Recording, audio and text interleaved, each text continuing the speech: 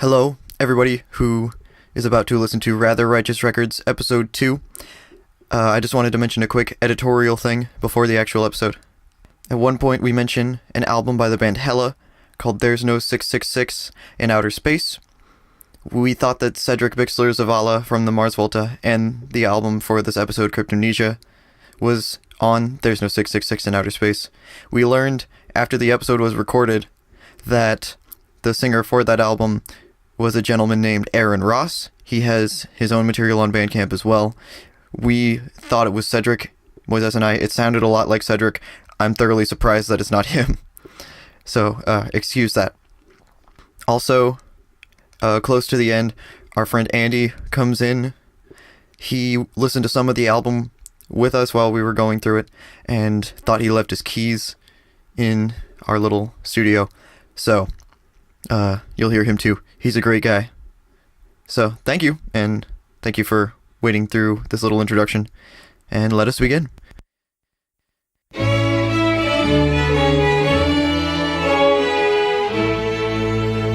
This is episode 2 or 3, I guess, depending on which way we release them, of Rather Righteous Records. You're not supposed to say that.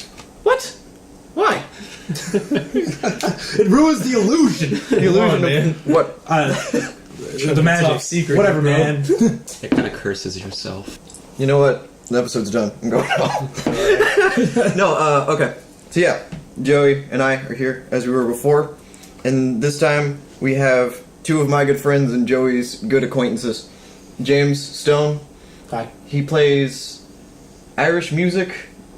Haven't in a while. But Oh, really? Yeah. Oh, man. It's been a while. You played I need to. The Bodhran. The Bodhran. Yeah. No, Balron. The Bodhran. Depending on which. Yeah. And you played the cello before. Yeah. And I got it back. Oh, really? It's here now. It's here? No. In Dallas. Oh, okay. Cool. I never replaced a string. Oh, wait, no, you gave me a string. I never replaced the sound post. That was it. Why did I have a cello string? You, ordered something else, and there was just a cello string in the box, I think. Oh, yeah. Neat. Because. And then we also have Moises. Yeah. Moises has done, almost all of the artwork that you would see on a study's website, because... Reluctantly pro bono. I didn't have any money until, this year, because I was unemployed, but, I'm just gonna make it a running joke that you're never gonna pay me back. Alright, fine, I won't. It won't be a joke, it'll be a reality. And, we play in a band called Wolves Rain. Yeah. He is starting a power violence group, which is apparently a thing. It's in very early stages. It's in the stage where, hey, I'm gonna learn this instrument to play in this band. I've done it before. Okay. What is power violence? Power violence is actually a subgenre of... God. I'm just gonna leave. No. A serious question. Let's not go down the rabbit hole, though. It's kind of like hardcore punk, and it's a halfway point between hardcore punk and grindcore. Okay. So it's a little bit more melodic than grindcore, and it's not as angry, but it's still very just emotional and aggressive. All right. I got an image in my head. Yeah, at least. I never heard of this. I've been listening to this music for years. You remember that one festival that we played with Odin's, and it was just that dude who played the guitar and that one the one vocalist who kept making obscene gestures with... Oh yeah, I remember those I feel guys. like they might be somewhere in fucking this. retarded. Yeah, I think they're somewhere in there. They were Well, your tastes will work well with this album. Yeah. Yours... I don't know, but you're here. I'm gonna be upset. You might be upset. I see it on the table, and I'm gonna be upset. No, dude, you're gonna enter a new world. He's got a holographic Charizard. Dude, this thing is super trippy. So, this is an album by one of my favorite musicians and artists just ever. Same. This is the album Cryptomnesia, one of the solo albums by Omar Rodriguez Lopez, released as the only album by El Grupo Nuevo de Omar Rodríguez-López. That's actually what it says. It's the only one that says that. A brief history. I think a lot of you guys already know about Omar. There's a whole lot about him because he started young and he hasn't stopped. His first group was this hardcore punk band called Startled Calf. You can find film of him as a vocalist in some high school talent show, just running around like cute little Omar. It's adorable. I want to find that. Yeah, you should. Startled Calf. Then he was the bassist for At the Drive-In. Then he became... Bassist? Yeah, he started as a bassist. Oh. Then he went to the guitarist, and that's how they got really famous.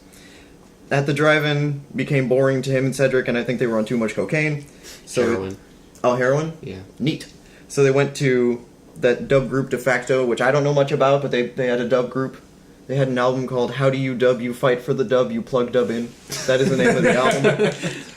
Then the Mars Volta, which they're super known for. And then after the Mars Volta, he had a short group called Bosnian Rainbows, and then Anti-Mask, and then At the Drive-In.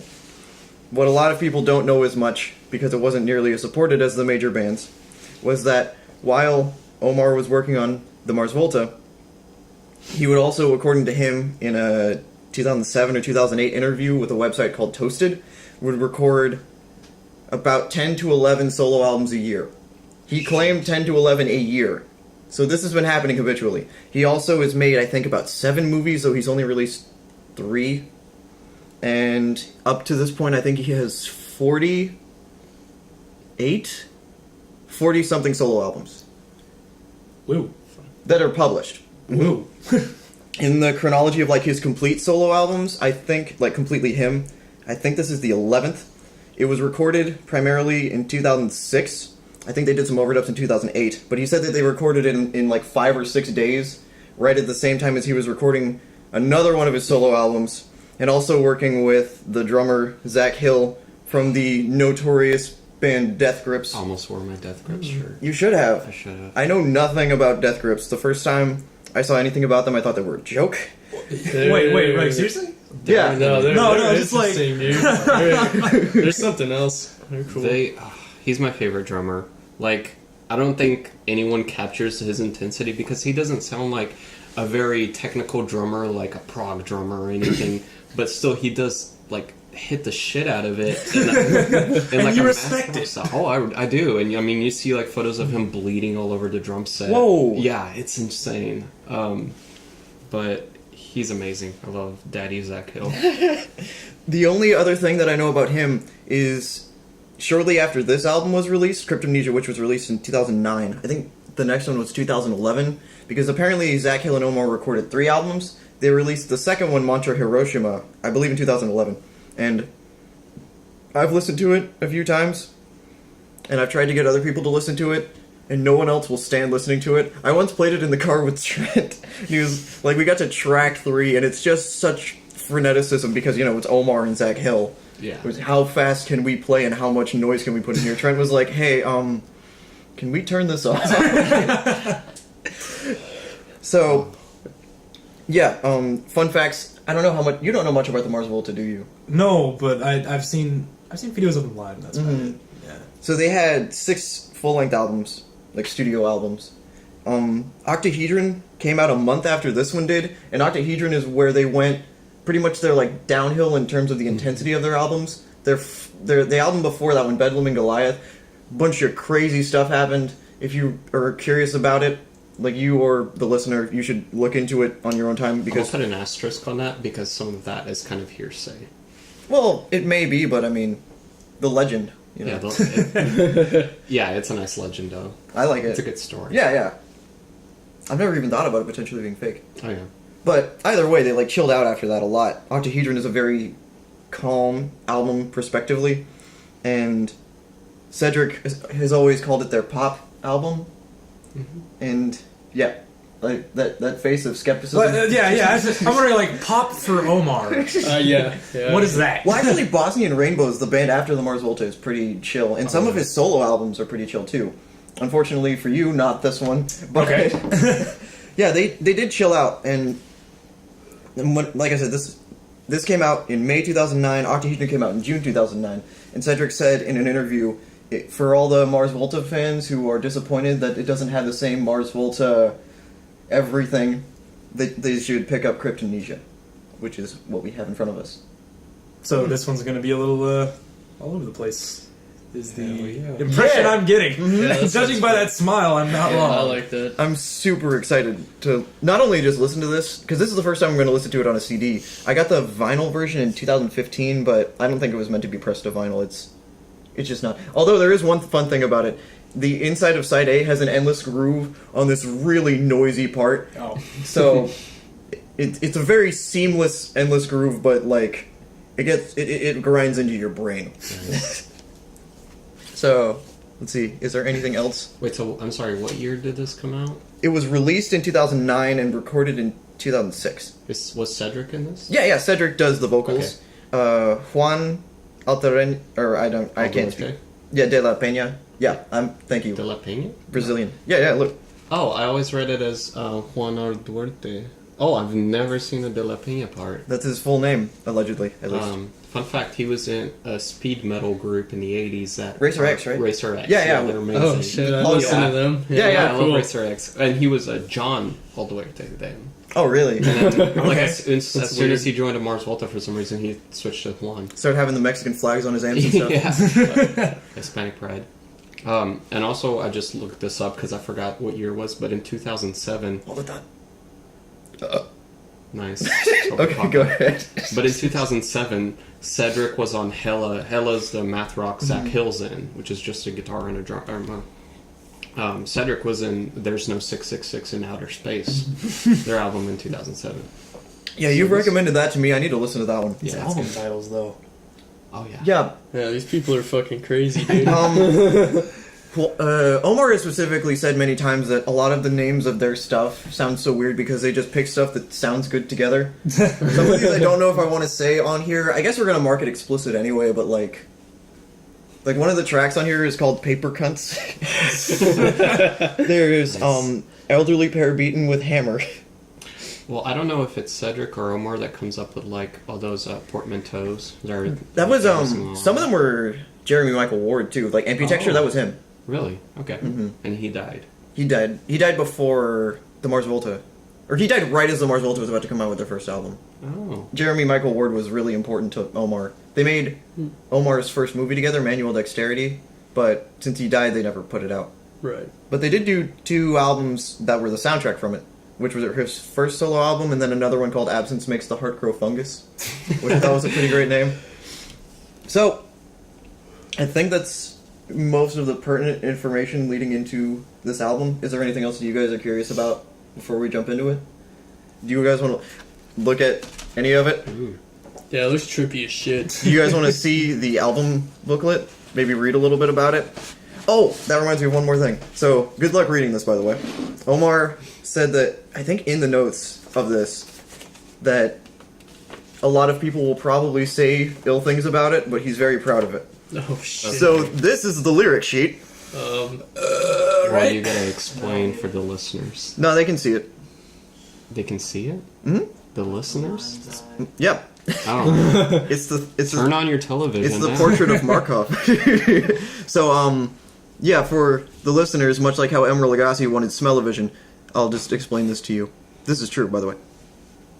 About Emeril. That's important to music, right? So yeah, the booklet for this has an inward spiral of text, but it's still in rows, so you just have to know when to jump down to the next row. I can't think of a more explanatory way to do this. Oh, okay, so that reminds me of one more thing that you might find particularly interesting as a graphic designer. Mm-hmm. I think Sonny K did the artwork for this one too. Yeah, design and layout by Sonny K. Sonny K did all of Omar's, not all, but nearly all of Omar's solo albums up until he stopped making them in 2012 when his mom died. Mm-hmm. So he did he released like 20-something from 2016 to about June of last year. Suck it, Jack White. Right? And Sonny didn't do the artwork on any of those. It was somebody named Mackie.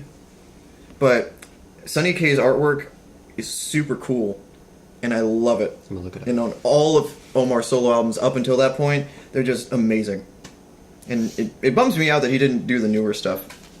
But that is okay. It's a nice design. It's crazy, right? It's super trippy. Mm-hmm. I still don't know how I feel about the liner notes. Because it'd be really nice to understand the lyrics, but I can't even, like, get my head around That's a fucking headache.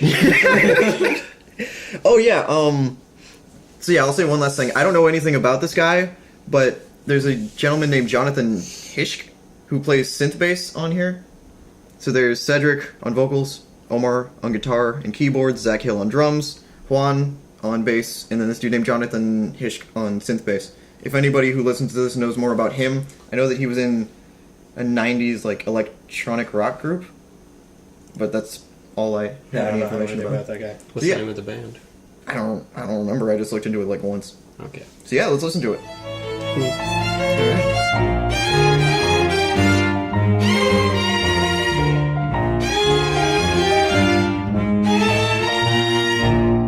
Quality over quantity. Well, Oh yeah, that's why we're here, and that's why we listen to that. So yeah, we're back. Yeah, we're in response to that. So before we get into your notes and reactions, I just wanted to read exactly what it says in the middle of this. So here, it's actually decently easy to follow if you like set yourself And then up start for it. turning it. Yeah. So. Oh, is that? That's a needle arm. So it's a vinyl. Are you trying to put this on a record player?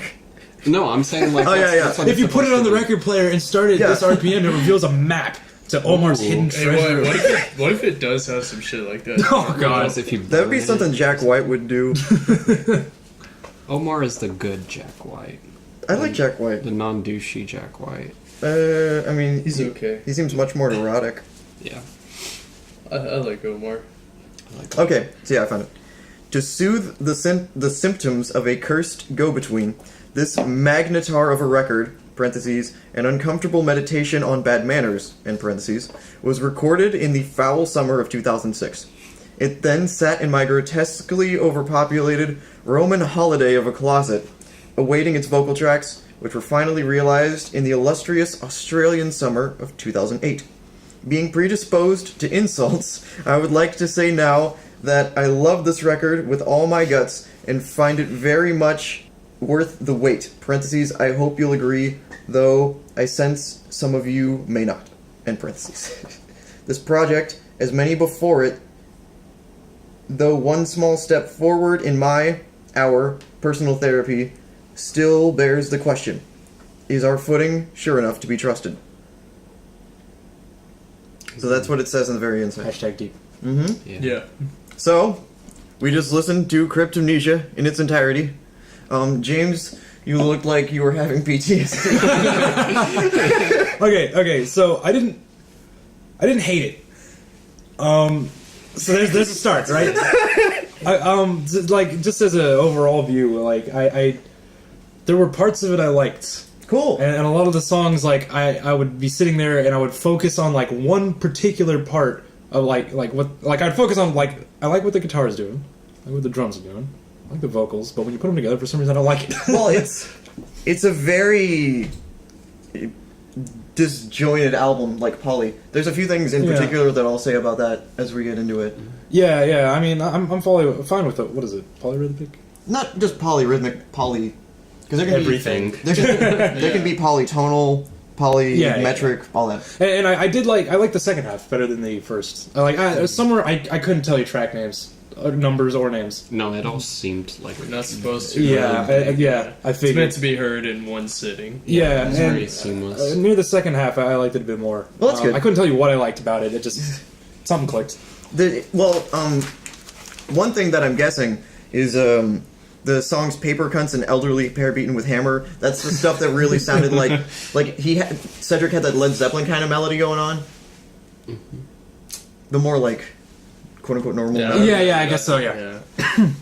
So, what about you guys? So, I wrote this, and I definitely feel this way. I wrote this about halfway in, but I thought this was an unhinged TMV, or Mars Volta. It just feels like they're kind of going all out. Even though at parts I was just like, this is pretty much the Mars Volta. I mean, it's three guys from Mars Volta. And, I mean, they've never had a steady drummer, so Zach Hill might as well be in Mars Volta. He totally would have fit. He would have.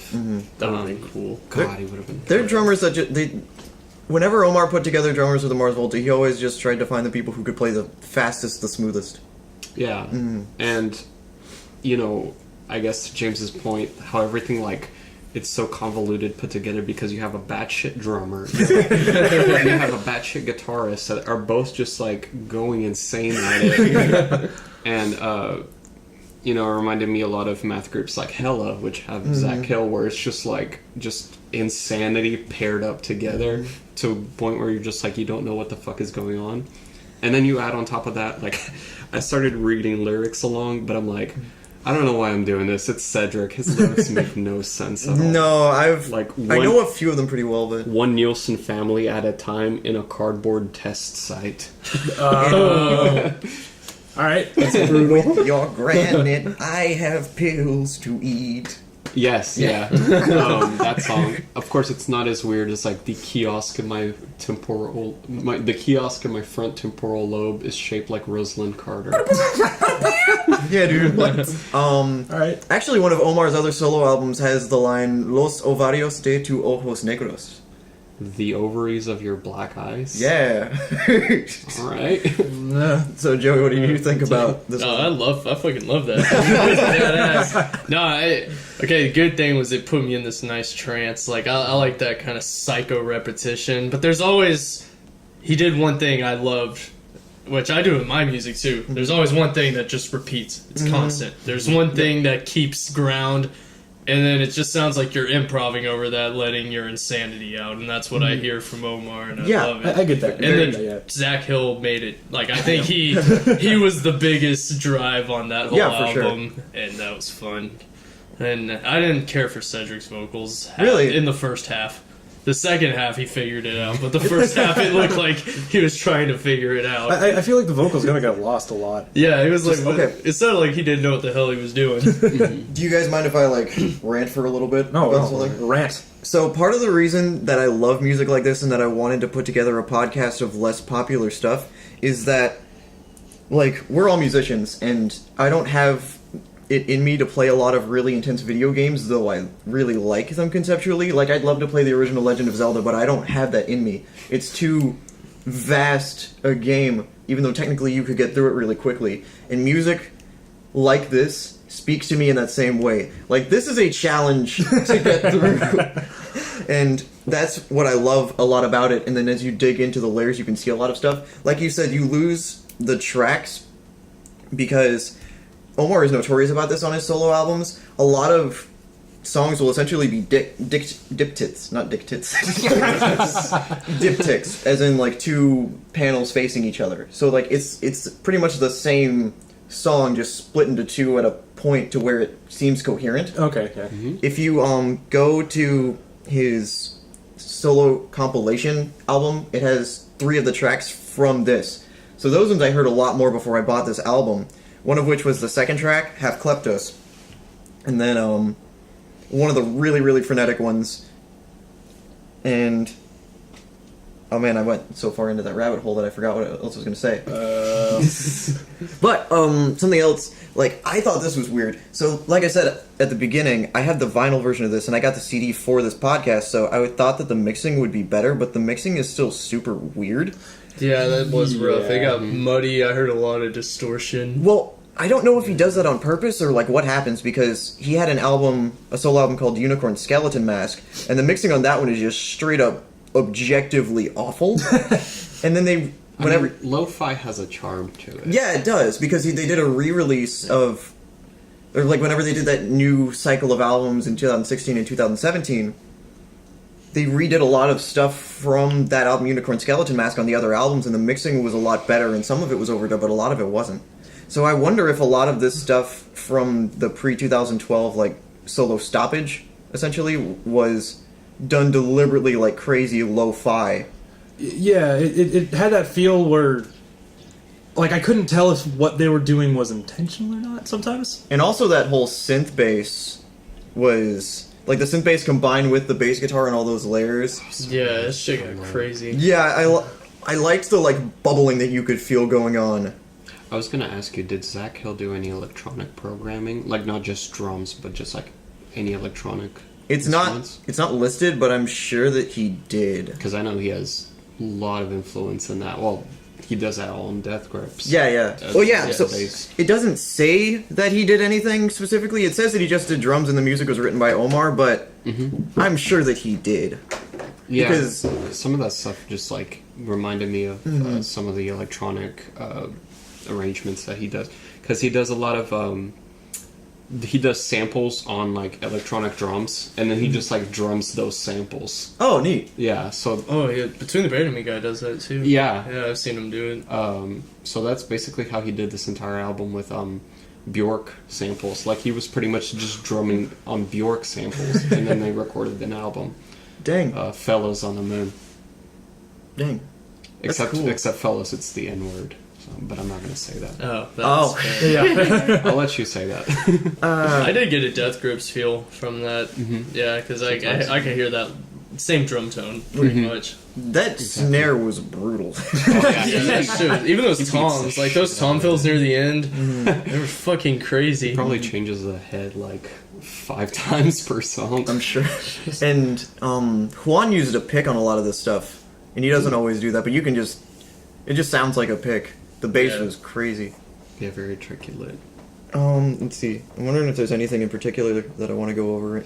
Did you guys take any notes that you gave up on notes? I gave up on notes. I kind of did too. I took my approach to school with notes. I had a general feel for the album, nothing specific. That's fine. I wrote what the fuck is up with the drummer. I feel uneasy. That was the first track. The was, second one was fuck yeah. And Oh, Yeah, one the was very first good. track, like Yeah. as like an introduction to that, as someone who's not like used to Omar's music, that was a little like, man, this is gonna be a fucking trip. Yeah. But the second one, around the second one, I was like, okay, so there's stuff in here I could probably like. Actually, that is something that I wanted to mention. So, Half Kleptos, the second track, is one of the ones that's on Telesterion, the compilation album. I've heard that one way more than I've heard the rest of the stuff off Really this. good. Yeah. It's probably my favorite one. yeah, that Yeah. shit was badass. And, oh, sorry. Oh, you go on. I have a note about the fourth one, so Okay. go on. So with that one, Half Kleptos, it's interesting because, like you said, a lot of it stays pretty much the same loop. And you said that you thought a lot of it just sounded off. Yeah, I guess. Something interesting about that track that I've played it, like I've learned it, and I've listened to it. The drums are keeping a fairly constant, like do do do do do dat do do do do do do do dat, but he does the snare hits on the third and fourth measures of each set. But the vocals are offset for a lot of it based on how many rests he does in between, like the verse and the chorus and the bridge. Or like, there's not a bridge, but like the verses and the choruses. So he's not in line with their sets of 4. So he's doing his own separate sets of 4 until the last chorus. And you wouldn't notice it unless you really listen to it. But something about it, like you feel That's these a like headache. yeah, you feel these random like snare hits and these random crashes. And I know that I always do them every time I hear it. Like he'll just be in the middle of his verse and the Zach will just. Psh. Did they ever play this live? I don't know if they did. Not the whole album, and I don't think they ever did because I don't think Omar ever booked a solo tour with Zach, which is a darn shame. Yeah, Yeah, I would that would have be loved cool. to see that. People would have died. Yeah, that would have would been have some died. crazy pits. What are you guys' thoughts on any comparison to Dillinger? Yes, I had that feel. Yeah. Drumming. Yeah, mainly in the drums. The drums and whenever the guitars did like a lot of their looping, like dissonant loops. Dissonance, Yeah, yeah, the that's what I was dissonant thinking. loops were. I mean, Omar always does that whole really atonal scale thing that where he Yes, just like yeah, he does a lot, always does like that. almost chromatic scaling and Chromatic with a few notes missing.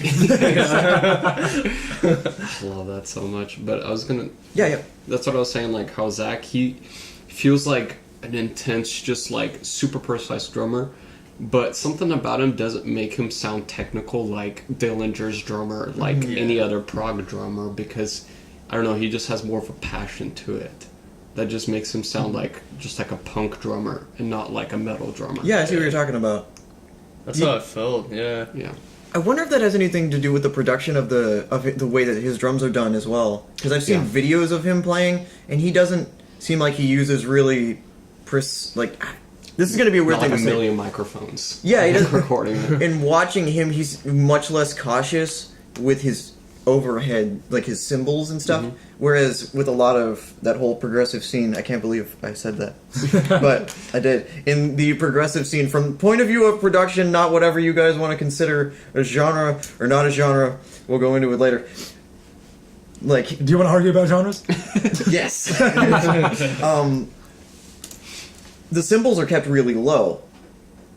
Like, if you listen to... Oh, yeah, I barely all of heard. it. I couldn't keep time sometimes Well, because they got buried. His are much louder in most Yeah. recordings that I've heard of him, though. Like, even if this was a different album by a different set of people, you probably wouldn't have heard him at all. Yeah, that makes sense. You mostly probably just didn't notice him as much because this album is a mess. Well, I felt like there was no time, there was no key. No. They were just Yeah. they were just there. Yeah, there's a lot of... Yeah. There's a lot of time changing. An album just happened. That album... There was a lot of like song changing happening within like 30 seconds. Yeah. Yeah. Like Cryptomnesia, that main like don bum bum bum bum bum bum bum bum do do do do. It's sometimes I think it's like 11/8, and then other times it's like 15. Yeah, I don't heard a remember lot of exactly, time but change. A shit ton of time it's change. almost the same, and then it changes. Also, do you guys know what the word Cryptomnesia means? Nope. No. I didn't know what it meant up until like 5 months ago. Whenever I got interested in stand-up, Cryptomnesia is pretty notorious in the stand-up world because, if I remember correctly, it means that you are reciting something as though you think you thought of it, but it's just so far back in your subconscious that you don't shit. remember hearing it from something. Yeah. I hate that. Yeah. So this that's album must have crazy. been dedicated to Carlos Mencia. Yeah, that sounds a lot right. He's part of the Mars Volta, isn't he? Can we edit in some air horns right there? Barry, throw in some air horns. Barry. Jesus.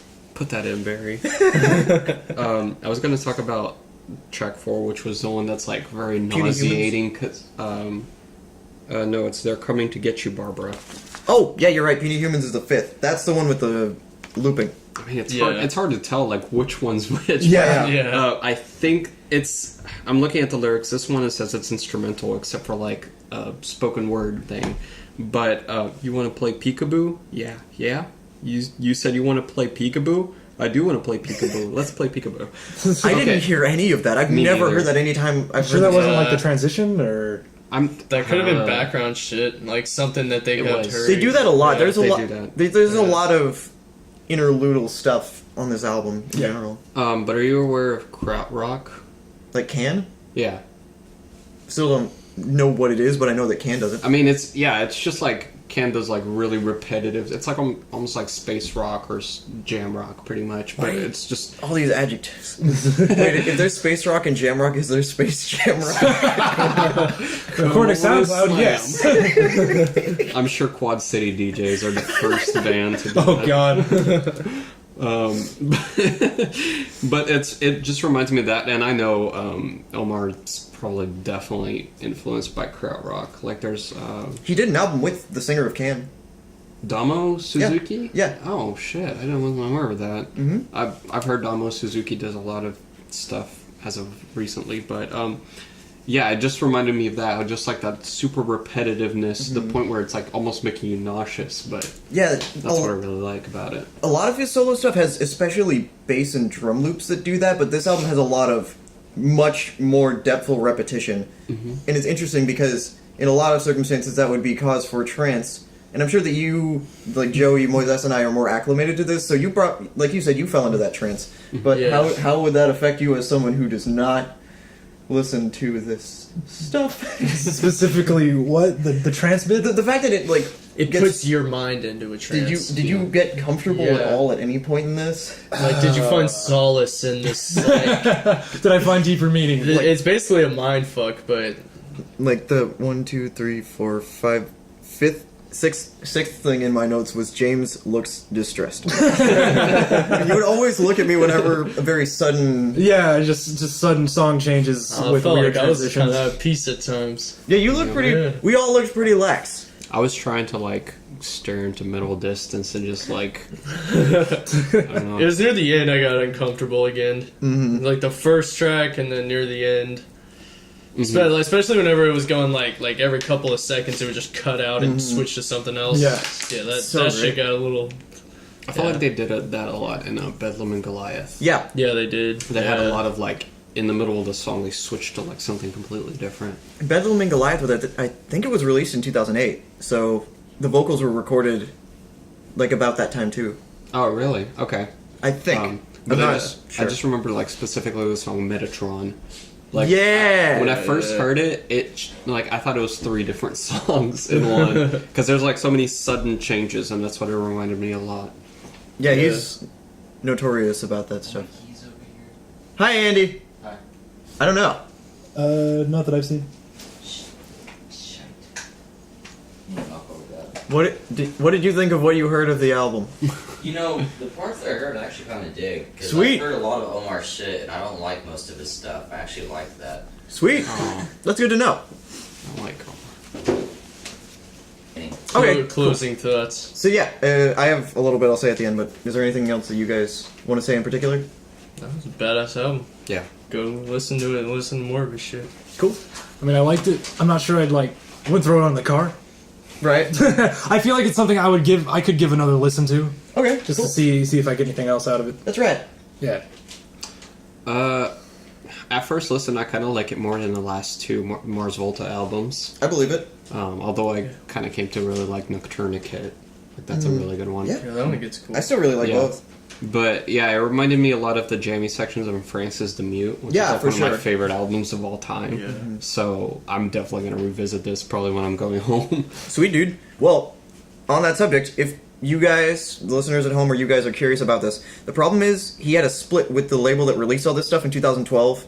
So you can't find any of this stuff anymore. Shit. However, never mind. this album, along with a few others, are still available on Sargent House's website, and they are trying to get rid of this shit so bad. This CD, along with a bunch of his others, are only $5. You can get the vinyl version of this for 10 if they still have it.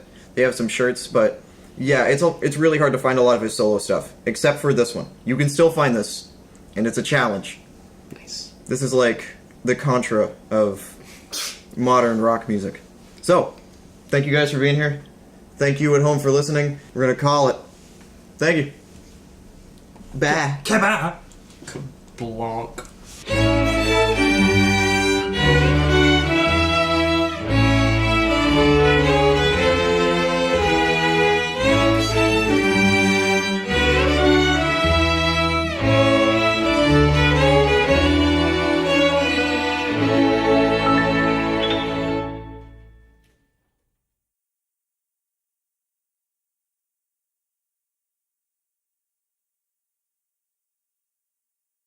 Well, it is time. Do the clap.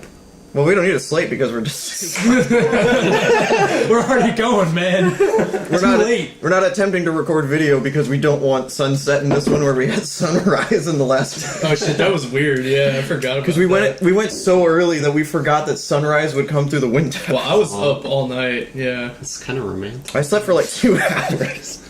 It was kind of romantic. So yeah.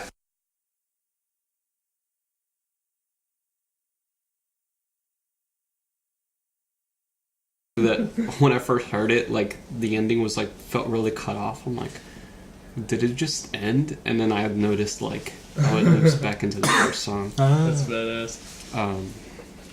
It's an okay album. Like it's really good in the first half, and then it kind of falls down. Have you heard of Igor? Igor. It's pronounced the 2 I- R's. Yeah. Yeah, I've heard. That shit's get that fucking reference. insane. I haven't actually Yeah. finished that movie. I've only heard a few Was it recording? tracks. Yeah, I started recording already. Oh, shit. I'm just getting it. Shit. Let's cut it. You're good. Shreyas recommended that we do a King Gizzard album on here because I don't like them, so I should like. They released 5 albums 5. last year. Which I think is Yeah, impressive, but 17, their yeah. microtonalism. I mean, that can be good or bad. That could just be like doing shit just It's to quality do over it. quantity. Well, Oh yeah, yeah. That's why we're here, and that's So- why we listen to that. so yeah, we're back.